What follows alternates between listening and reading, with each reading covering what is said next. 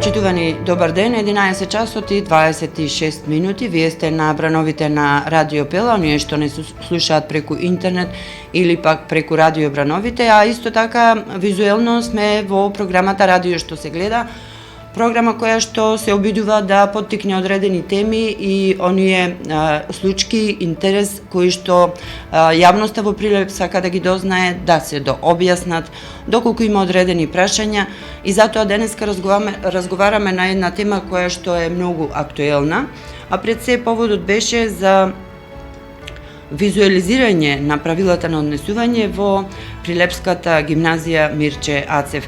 Како треба учениците да се однесуваат, што треба да облекуваат и на каков начин, односно што е тоа примерно однесување.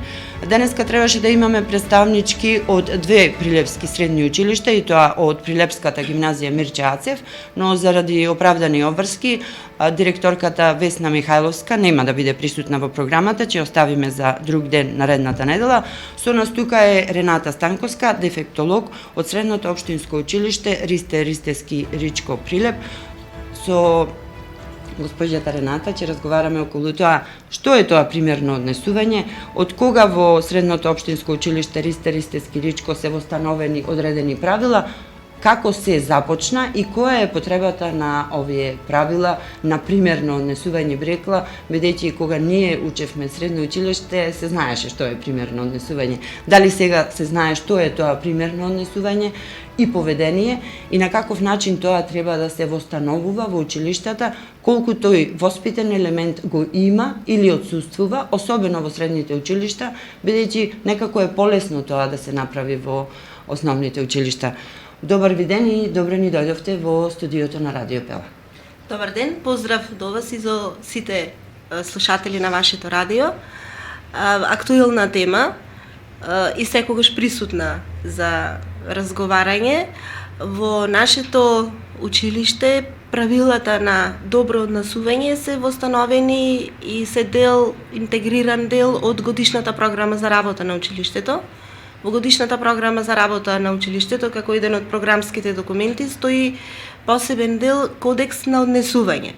Во тој Кодекс на однесување има дел за ликот на ученикот, ликот на наставникот и сите вработени во училиштето и ликот на родителите, старателите на учениците, во кој што е определено, документирано, какво и кое однесување е прифатливо, а кое е неприфатливо и за ученикот, и за наставникот, и за родителите во времето додека се во училиште.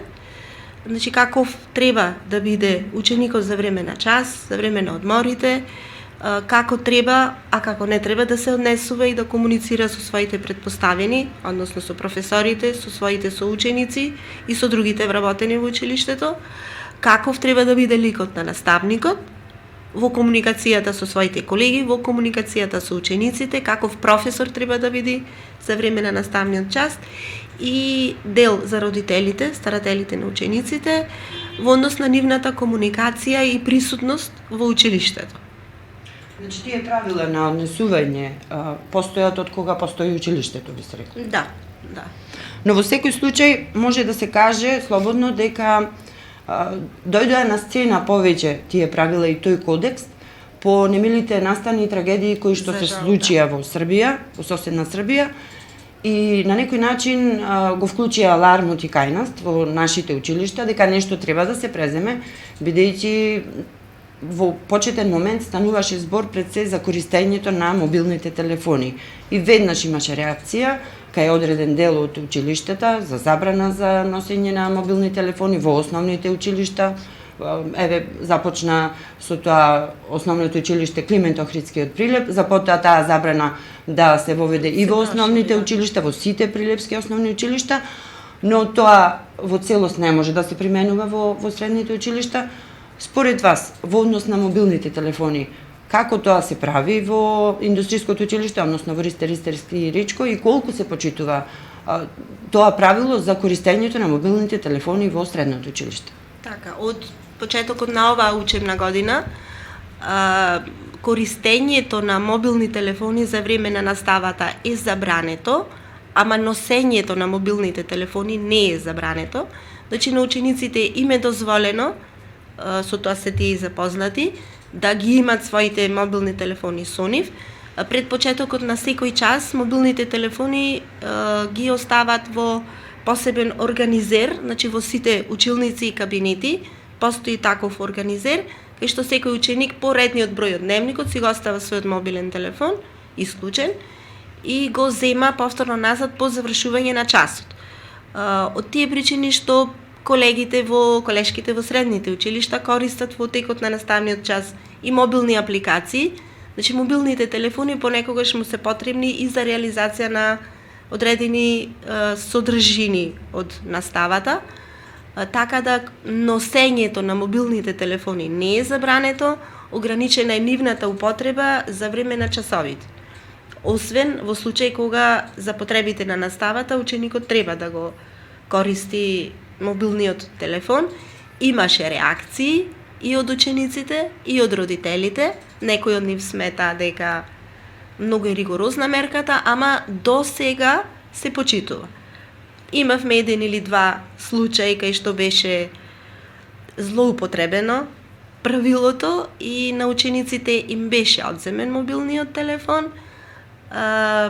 Советување дека нема да се повтори случката, вратени се мобилните телефони и се надеваме дека правилото ќе се почитува до крај.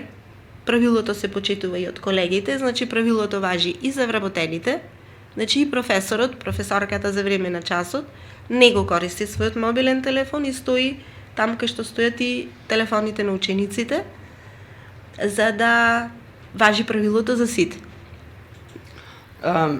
Државната матура беше еден посебен случај за кој што друг пат ќе дискутираме, бидејќи е посебна тема на разговор. Стануваше збор за злоупотреба на мобилните телефони, но рековме нека остане за друга тема и за друг разговор.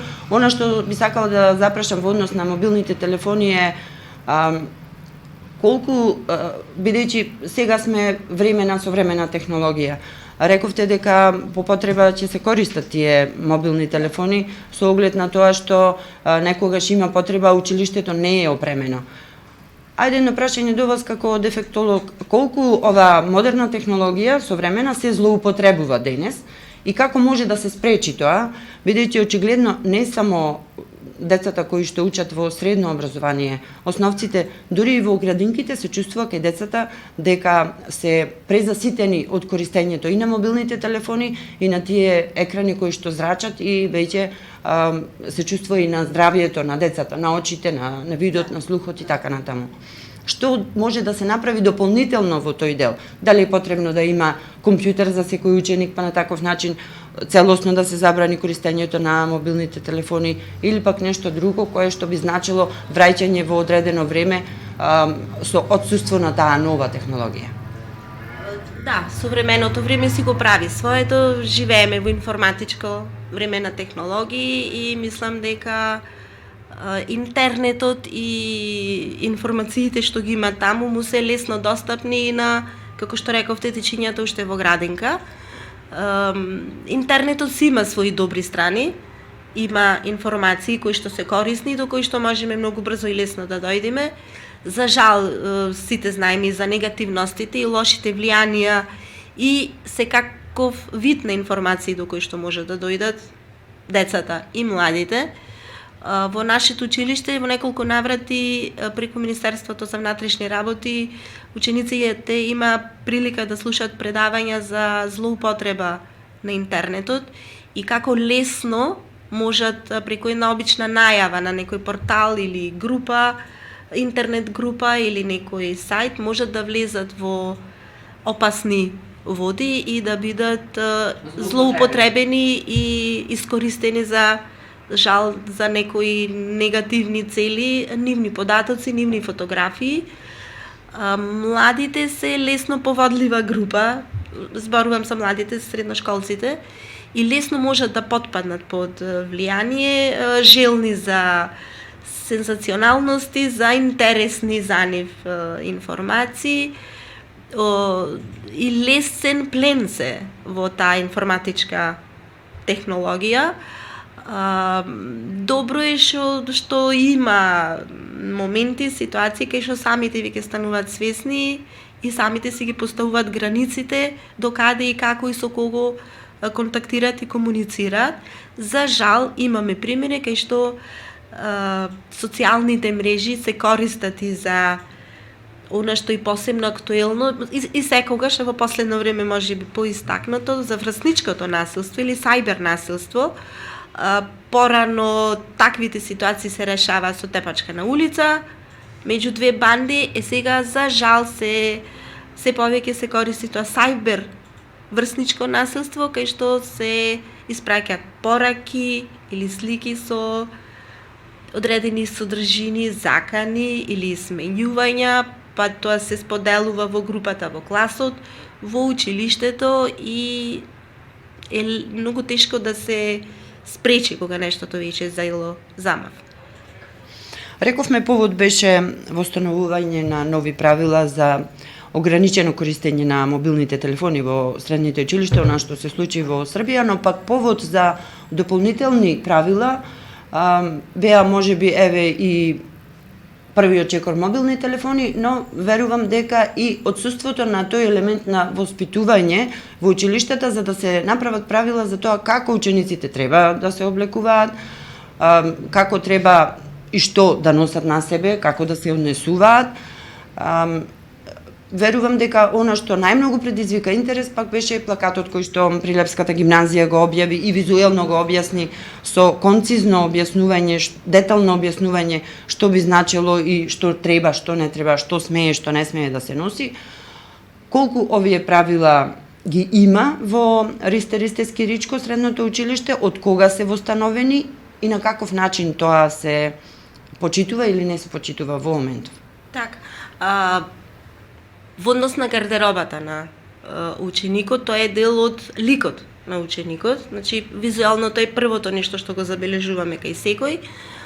И претходно ученици кои што, еве ќе кажам за пример, ученички доаѓале со кратки панталони, со пократки маички, несоодветно облечени за влез во воспитно-образовна установа, биле опоменувани во однос на гардеробата.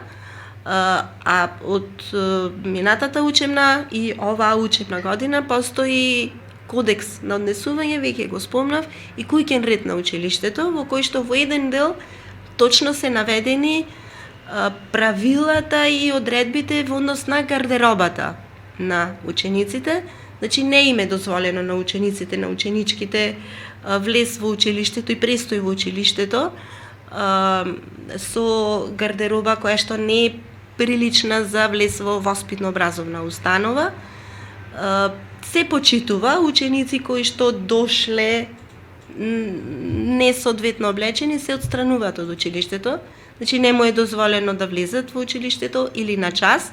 И до сега не сме имале пример за непочитување. Сега сме уште на почетокот на учебната година, не сме имале пример за непочитување на оваа одредба во однос на гардеробата на учениците. Мобилните телефони веќе си функционира начинот на кој што е уредена нивното користење, некористење. На девојчињата претерано јака шминка, премногу долги нападно боени ногти или премногу накид. Кај момците шорцевите се мисли на кратки шорцеви, исто не се дозволени. Значи точно се наведени во тој документ, во куќниот ред на училиштето, како треба да изгледа ученикот за време додека престојува во училиштето и генерално се почитуваат тие одредби од страна на учениците. Истото важи за вработените во училиштето, значи како соодветно треба да биде облечен професорка која што треба да биде авторитет пред учениците и да дава пример, меѓу другото и со својата гардероба, како треба да се биде облечен, уреден во една воспитно-образовна установа. Кога сме кај гардеробата, едно прашање во однос на униформите. Се размислували во училиштето да се воведе носење на униформи, бидејќи дел од средните училишта веќе тоа го на некој начин започнаа да го востановуваат. И еве ваше лично мислење, што мислите? Дали вие како ученичка некогаш сте носели униформа? Носела, да. И што мислите за таквата гардероба? Дали е во ред и дали треба? Па јас генерално и секако сум за носење на униформи. Јас сум од поранешната генерација, ние одевме со кецили и во основно и во средно училиште и беа задолжителни. Униформата на некој начин ги изедначува и децата во основното, и момците и девојките во средното училиште, и помали се тие социјални разлики за кои што сите сме свесни дека се присутни, и сум за постоење на униформата. Во нашето училиште за сега го немаме отворено тоа прашање околу униформа на учениците од нашето училиште, ама јас сум за дека добро би било кога сите ученици би изгледале исто додека се во училиште, и тогаш нема да има нити потреба од овие востановени сега правила за во однос на гардеробата на учениците. Прашање кое што се поставува во однос на гардеробата е зошто имаше потреба да се прават вакви правила? Тоа вие најдобро го знаете како дефектолог. Па сега зошто имаше потреба, мислам дека вака ќе бидам искрена, малку и задоцнивме ние училиштата со востановувањето на овие правила, не дека претходно не сме ги опоменувале и не сме окажувале на учениците, ама биле тоа индивидуални, устни опомени, укажувања, препораки. Може би требаше малку и претходно да се стави малку ред, затоа што последните години мислам дека младите отидоа малку чекор подалеку со своето однесување и со начинот на облекување. Зборувам за гардеробата која што можевме да ја видуваме во времето додека тие се во училиште. Значи не зборувам за времето надвор од училиште. Значи сите ние кога одиме во некоја јавна институција, училиштето е јавна државна институција, се облекуваме примерно. Истото би требало да важи и за учениците. Работите отидоа малку подалеку, мислам дека дали новото време си го направи своето, промената на вредностите си го направи своето, примерите од сите сакаме, милуваме да кажеме западниот свет си го направија своето, интернетот дали си го направи своето, каде што има многу примери за жал и секакви, а младите луѓе не се секогаш доволно созреани да оценат и проценат дали тоа навистина е добро или не. Мислат дека е интересно, го прифаќаат како интересно. Имавме примери за многу несоодветно облечени момци и девојки во училиштата и мислам дека е малку задоцнето, ама добро е што сега вака да се потрудиме да ги вратиме работите на вистинскиот колосек. Какви се реакциите од страна на родителите? Сигурно имало реакција од страна на децата, но родителите како реагираат? И тука едно подпрашање во таа смисла, сите овие правила се носат со еден амин или одлука на наставничкиот совет, совет на родители, исто така вклучен е и советот на општината, треба сепак да се донесат правила кои што се пишани, не се измислени. Каква е реакцијата од овие, ќе ги наречам институции, три, советот на родители, наставнички, совет на општината, но и родителите како поединци? Годишната програма, како што ви спомнав, во која што е дел кодексот на однесување на учениците, вработените и родителите, има неколку филтри, поминува на наставничкиот совет како највисок стручен орган во училиштето, поминува на разгледување и усвојување на советот на родители на училиштето и училишниот одбор, за да конечниот збор го има советот на општина Прилеп, која што ја одобрува или не одобрува годишната програма за работа на училиштето, значи поминува неколку филтри содржината на програмата. Реакциите на родителите во однос на овие ново на документ востановени правила е различна. Имаме родители кои што апсолутно ги поддржуваат овие вакви правила. Имаме родители кои што се индиферентни во однос на нештото и имаме родители кои што реагираат во смисол дека нивното дете има право да се облекува како што сака и дека се против ограничувањето на слободата на нивното дете. Ова го кажувам од примери и од претходно што сме ги имале кога биле опоменувани ученици заради несоодветна гардероба додека е во училиште, биле вратени дома, се вратиле со родителот заедно и со реакција од родителот кој сме ние да кажуваме како неговото дете треба да биде облечено во училиште. Правилата се правила, сега веќе ставени на хартија и нема простор да не се почитуваат за сите, и за учениците, и за вработените во училиштето. Рековме уште на почетокот на разговорот дека сепак овде станува збор за еден воспитен елемент кој што последниве 20 години би рекла е заборавен во училиштата или е ставен настрана. Дури сега институциите не се воспитно-образовни институции, туку се образовни институции. Верувам дека овие правила кои што се востановуваат и во основните и во средните училишта ќе го вратат тој елемент, бидејќи е сигурно многу потребен. Она што сакам да прашам поврзано со тоа е какви се мерките воспитни доколку не се почитуваат тие правила, бидејќи знаеме сите во освидетелствата има графа за примерно, непримерно поведение и така натаму. И како вие како педагошка стручна служба реагирате доколку не се почитуваат тие правила? Така, значи учениците уште на почетокот на првиот час во новата учебна година се запознати со документот во кој што се содржани правилата и за однесување и за во однос на гардеробата и треба да ги почитуваат. Доколку се случи ученичка да не ги почитува некој од одредбите од правилата, првокласниот раководител е тој најблиску до ученикот кој што во разговор ќе се обиде да го реши случајот. Доколку не се дојде до решение, класниот раководител заедно со ученикот доаѓа на разговор во стручната служба, каде што уште еднаш се води разговор со ученикот, ученичката за надминување на ситуацијата. Нормално дека се вклучува и семејството, затоа што без соработката од семејството ние сами како институција не можеме да постигнуваме резултати нити во образовниот, а уште помалку во воспитниот дел на ученикот.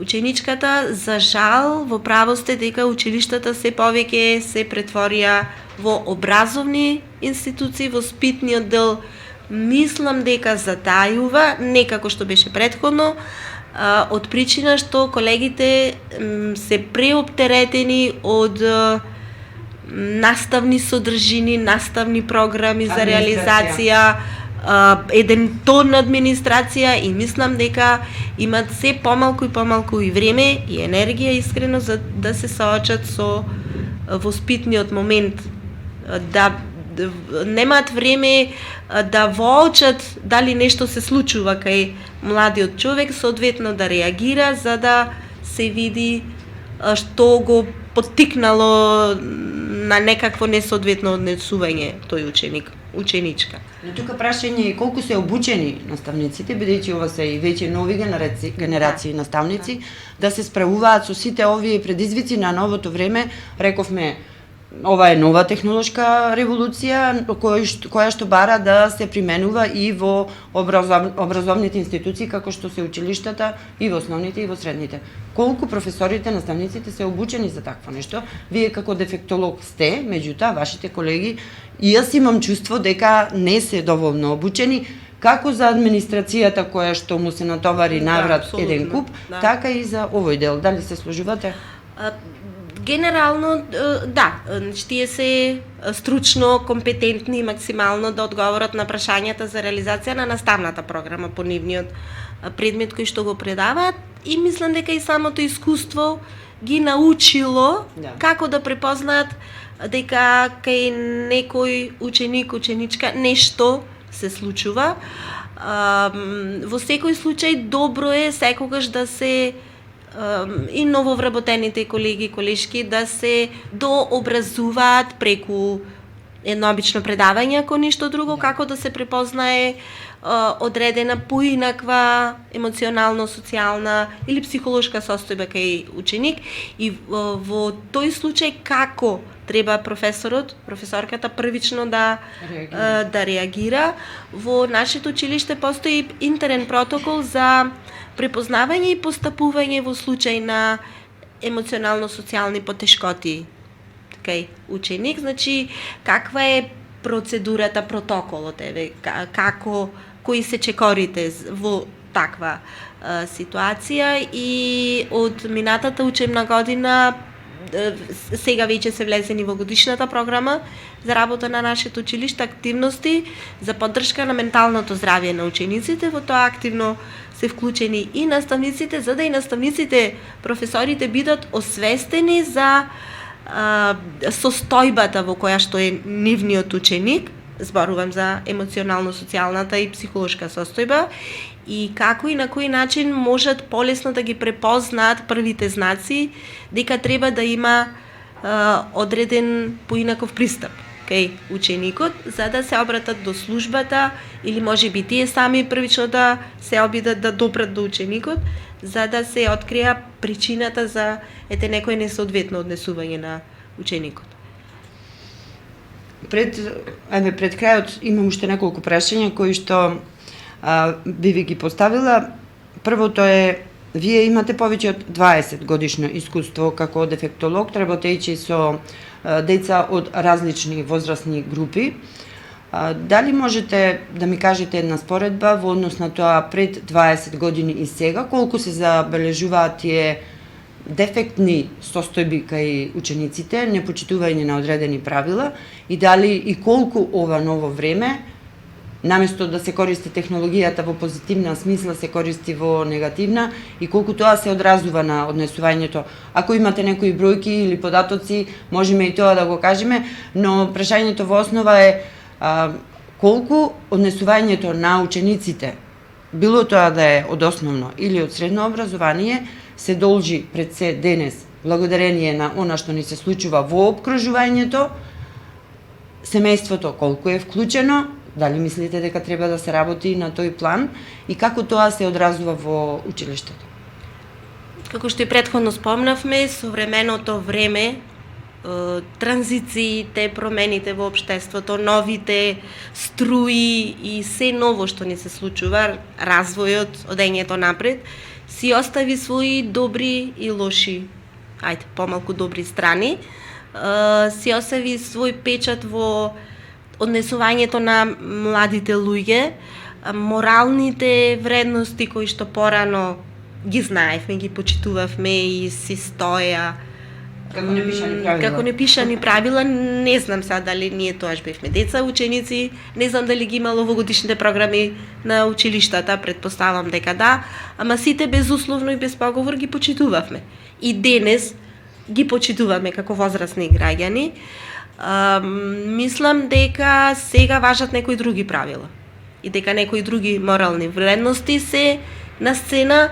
За жал изгледа дека младите луѓе ги збунува денешницата, кај што се поместени нештата, не знаат каде да се приклонат, не знаат што е добро, а што не е добро. Нешто што претходно било добро сега веќе не важи, или нешто што не било добро сега сега е добро.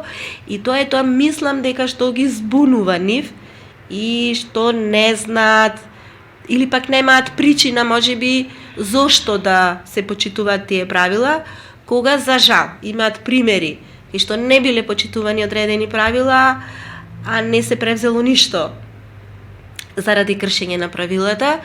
И мислам дека клучен момент е состојбата во семејството и колку семејството има капацитет да се соочи, да му помогне на младиот човек, да го насочи на детето прво, а понатаму со растењето и како младо момче или девојка да го насочи на вистинскиот пат. Имаме се повеќе примери на семејства, еднородителски, дисфункционални семејства кај што е загрозена екзистенцијата, кај што родителите едноставно во трка за екзистенција немаат и време да се позанимаваат со своите деца, децата се препуштени сами на себе, или примери на семејства кај што на децата му се покажува моќ на родителот, колку родителот е моќен и дека детето има право да се однесува како што сака и дека родителот е тој што ќе му го расчистува патот пред него за да може слободно да чекори, а правилата па баш и не мора да се почитуваат. Така да еве од позиција на вработена во образование, таму кај што го имаме семејството како партнер во работата со детето се постигнало успех. Таму кај што семејството се оградило или не ја прифаќа пружената рака од училиштето за да заедно сториме нешто за доброто на детето, резултатите изостануваат или многу тешко се доаѓа до нив. Во однос на зачестеноста на појавите на непримерно однесување, може ли да се направи некоја споредба пред 20 години и сега се зголемува ли бројот на непримерното однесување да мора да реагирате како дефектолог во одредено училиште или пак тоа е константна некоја бројка појава? Во бројка немам податоци моментално ама бројките, примерите се некако константни со еве последниве неколку години откако сум во средното училиште. Нема некои големи одскокнувања. Сега непримерното однесување во бројки кај нас во училиштето го мериме по бројот на ученици кај кои што е изречена педагошка мерка, ама заради направени неоправдани изостаноци. Обично педагошките мерки ги изрекуваме заради одреден број неоправдани изостаноци, доколку се зголеми бројот се намалува и поведението. Значи нема големо отскокнување во бројките на учениците кои што еве изостануваат од настава или пак им се изрекуваат педагошки мерки заради некои посериозни кршења на одредбите од куќниот ред, значи предизвикување на тепачка со посериозни размери или направена некоја голема штета во училиштето. Такви примери немаме. Обично педагошките мерки се заради нередовноста во училиште на ученикот. Рака на срце, поранешно индустријско училиште, порано важеше за едно од најбунтовните во Прилеп, еве така да се изразам. Да, го знаеме како такво, да. Но сега е дел од образовниот процес во дуалното образование.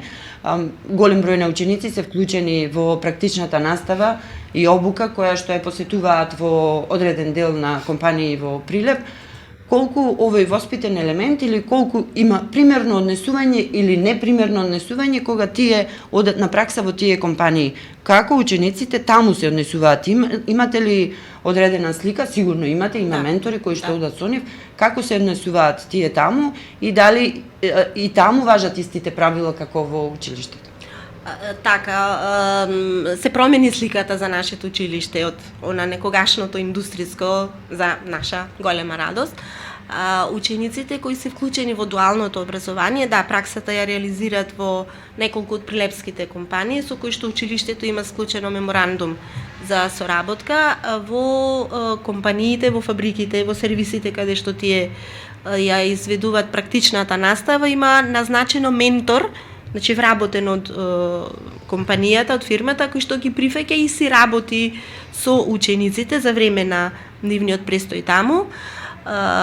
Предметниот професор по практична настава е во обиколка на местата каде што учениците изведуваат практичната настава и е во тесна соработка со нивниот ментор вработен од фирмата и досега имаме само пофални зборови за нашите ученици таму дека се примерни, одговорни и работливи и дека ги почитуваат нормално правилата за работа кои што важат пак во фирмата каде што се имаме некои мали одстапувања на почетокот кај што одредени наши потемпераментни ученици пробале ама навреме се вратени во колосек и имаме и пример на ученици, мислам дека тоа беше и проследено како информација, кои што после успешно завршеното средно училиште и успешно завршената практична работа, како добри ученици таму си продолжија веќе како вработени во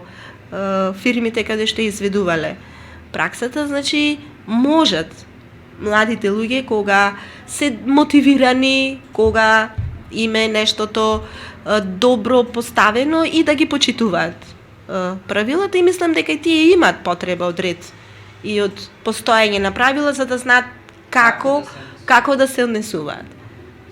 Ми беше задоволство што разговаравме и се надевам дека повторно ќе ни бидете гостинка во нашата програма Радио што се гледа. Верувам дека овие правила ќе се почитуваат како и што се почитуваат во училиштето, да нема големи отстапувања и верувам дека примерот на прилепските училишта, основни и средни, ќе се прошири низ цела држава, низ цела Македонија, затоа што навистина во ова време, јас ќе речам, не време во кое што живееме, потребно е да има одредена шема како треба да се однесуваат, особено младите луѓе, затоа што им е потребна одредена насока од нас постарите и поддршка, затоа што потребно е на тој пат и одредена поддршка да се знае која е целта. А целта е да бидеме граѓани на оваа држава, на оваа заедница, каква што еве и самата држава би се гордеела со нас на крајот на краиштата. Благодарам. Благодарам за поканата.